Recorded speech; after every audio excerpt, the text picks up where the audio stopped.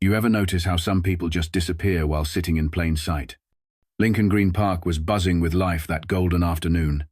Kids zipped past on scooters, couples walked hand in hand, and dogs tugged leashes towards squirrels they'd never catch. But in all that noise and motion, one man sat still, so still, he might as well have been invisible. His name was Harold Dom Reed, a 72-year-old Vietnam veteran. His jacket was old, the kind only military men wear long after service leather, worn soft with age, with a faded bronze star pinned above the heart. His hands, dark and calloused, rested gently on his knees. His back stayed straight, not out of pride, but habit. And his eyes held the weight of decades. Eyes that had seen jungles on fire, friends fall beside him, and a country that promised him freedom but delivered suspicion. He came to that same bench every day, same time, same silence. It was the only place that made sense to him anymore. He didn't come to beg, didn't ask for anything. Just peace. Just sunlight. Just to breathe. But peace doesn't always sit well with people who live in fear. A little girl running by glanced at him. Her mother tugged her arm and whispered something sharp. The girl looked back, not scared, not yet just curious. But the mother didn't give her the chance to wonder. That small moment, that was the seed. The beginning of everything that was about to go wrong. Dom watched them leave and smiled, faintly. He'd seen that look before. In Saigon. In Selma. In diners where his skin made him invisible. Or worse, a threat. He wasn't surprised anymore. Just tired. You might think, he's just sitting there. What's the harm? But in a country that teaches you to fear what you don't understand, a black man sitting too quietly becomes a question people don't want to ask and instead answer with suspicion. From across the park, a crackle of static broke the air. Police radio. Dom didn't look up. He didn't need to. He knew that sound, knew what came next. Footsteps. Purposeful. Heavy.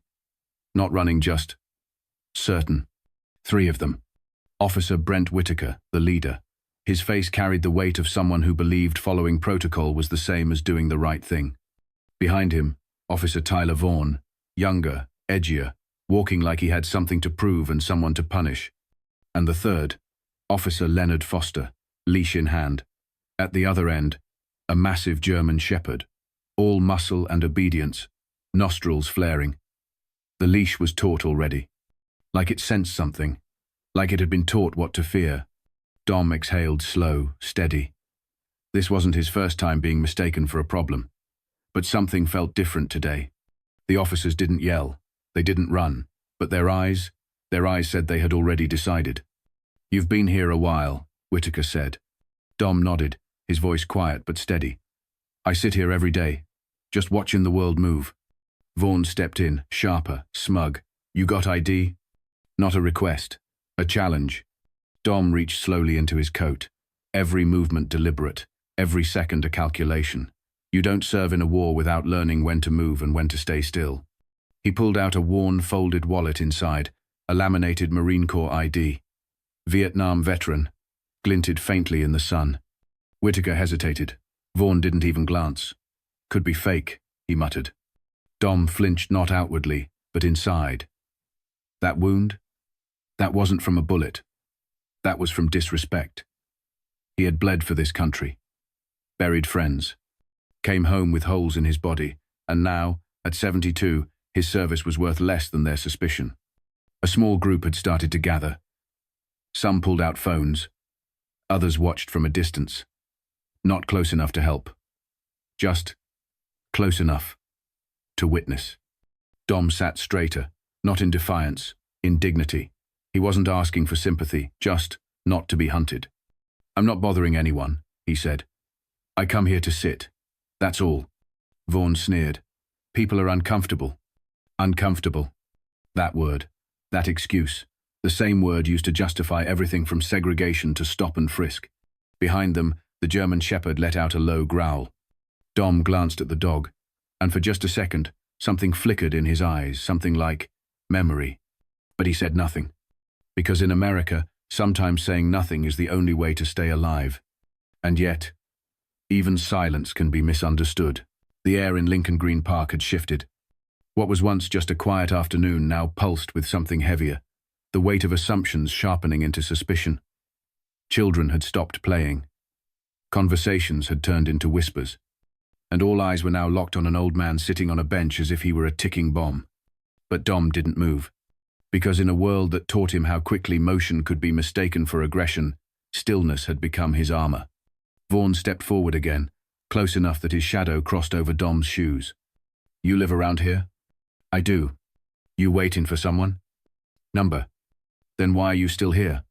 The question didn't seek an answer. It was an accusation disguised as curiosity. Dom tilted his head, slow and deliberate. "This is where I come to remember," he said. "Friends I lost, things I can't forget. This bench, it's the only place that doesn't make me feel like a ghost." Vaughan scoffed. "Funny, most ghosts don't carry military ID." The insult wasn't loud, but it was sharp enough to draw a few gasps from the nearby crowd.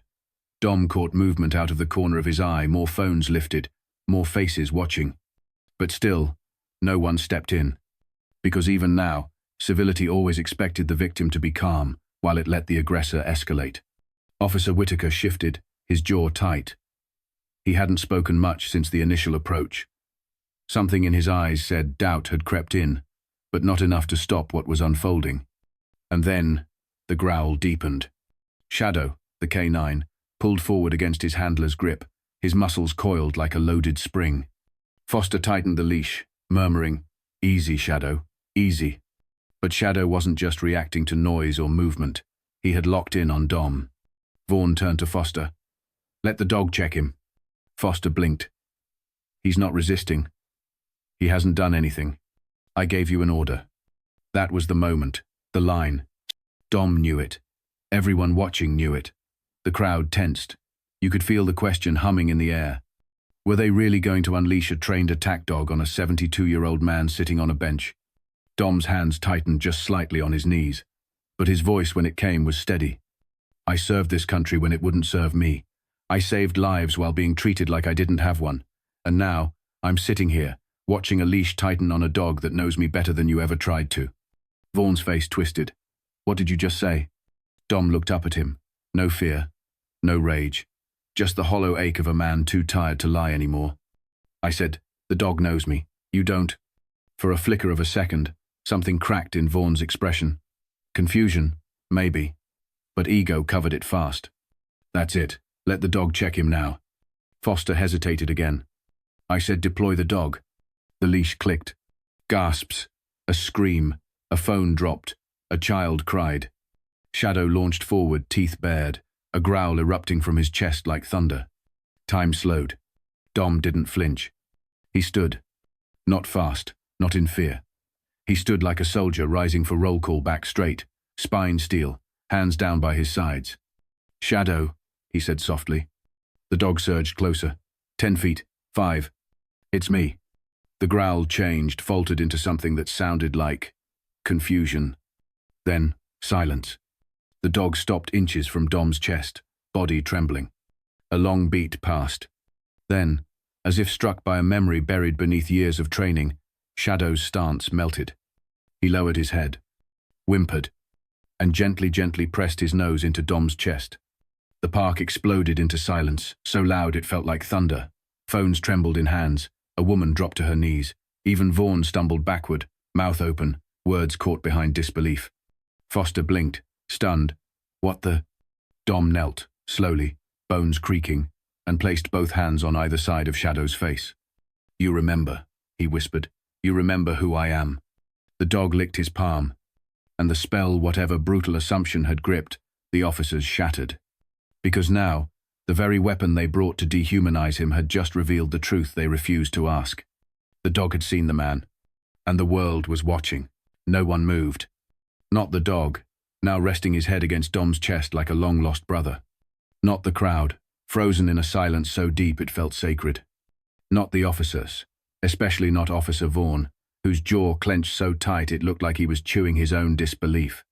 Dom remained kneeling, eyes closed for just a second, his hand gently stroking the back of the German shepherd's neck. "You remember me," he whispered again, "from another life, another war." Then, a voice pierced the silence like thunder through glass. "That man is a hero."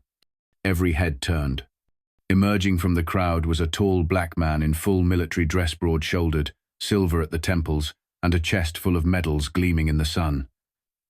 His stride was calm, but his presence roared. Colonel Nathaniel Cross. He walked right past the officers, through the stunned crowd, and stopped beside Dom, his voice ringing with authority that couldn't be questioned. He saved my life in Da Nang. 2 bullets in his back.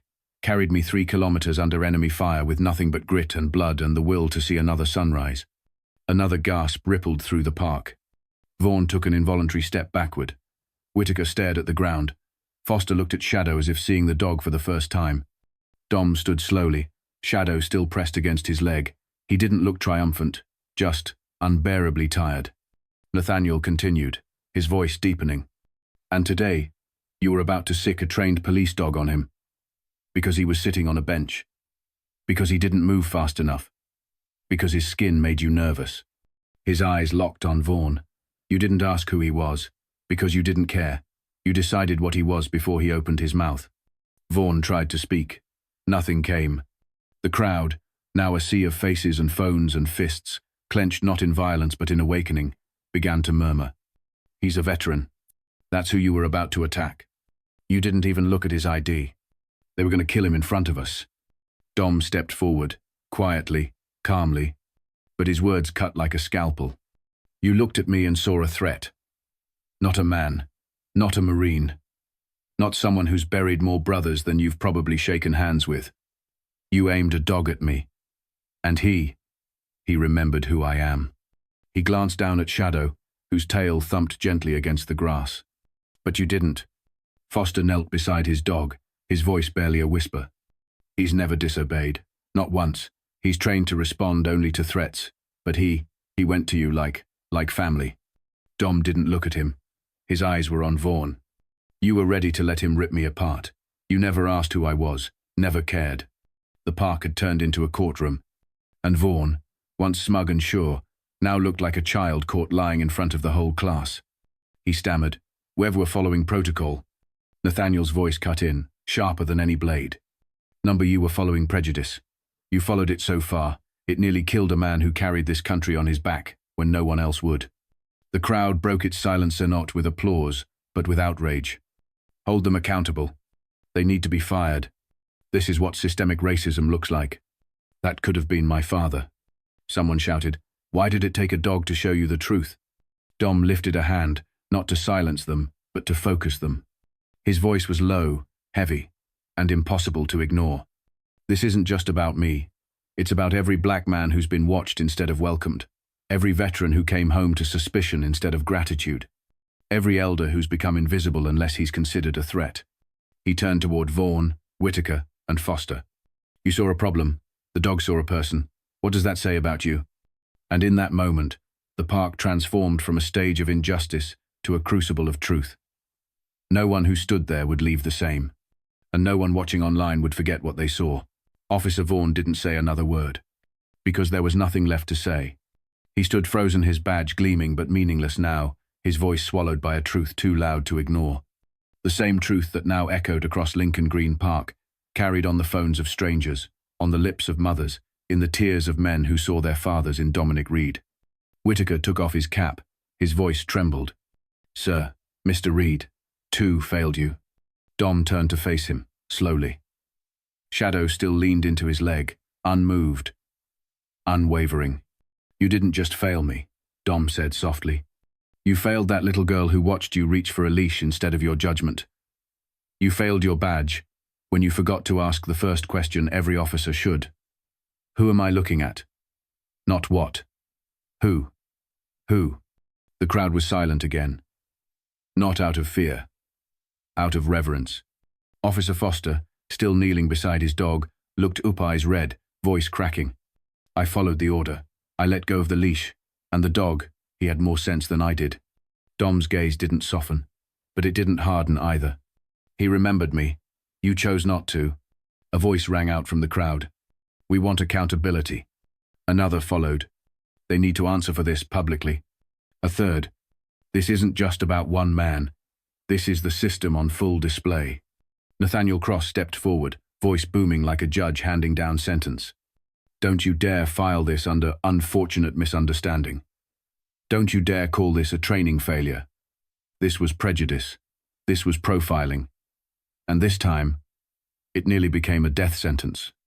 He looked at the crowd, then directly at Dom.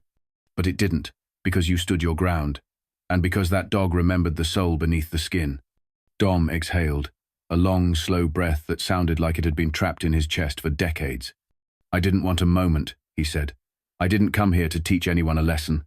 I just wanted to sit, to remember the brothers I lost, the ones who never made it home. He looked out over the crowd now, not as a victim, not as a symbol, but as a man who had survived everything but silence. But I guess some truths don't stay buried, not forever. A murmur of agreement swept the park. Then, from the far end, the sharp click of heels. The mayor had arrived. Press followed close behind. She didn't need to ask what happened. The footage had already gone viral. She stood in front of Dom, her voice unsteady. Mr. Reed, there are no words to excuse this. What happened here? He cut her off, not rudely, but firmly. Don't give me a speech. Don't give me sympathy. I've had a lifetime of that. Give me signatures. On reform. On policy. On accountability. I don't need your word. I need your will. She nodded, tears brimming. You have it. Behind them, a city began to stir. Journalists ran stories. Departments launched investigations. Officer Vaughan was suspended by sundown. Internal Affairs opened a federal probe the next morning. But Dom didn't celebrate. He returned to the park the next day, Saturday on the same bench, Shadow at his feet, Nathaniel beside him. Children played again nearby. This time, they didn't look away. An older woman approached him, hesitated, then said, You made them see, Mr. Reed. He smiled faintly. Number the dog did. I just didn't move. A week later, a plaque appeared on the bench. In honor of Harold Dom Reed, U.S. Marine, survivor, witness. May no one ever sit in silence again. People left flowers, notes, a child's drawing of Dom and Shadow under a tree. Shadow still lay under the bench most afternoons, eyes half closed, tail gently thudding against the grass, like a living monument.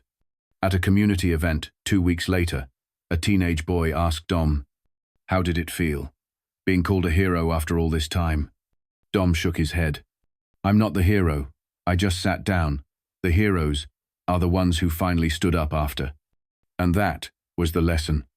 This story wasn't just about survival. It was about recognition, about the war that follows you home, about the moment when memory becomes justice and silence is no longer enough.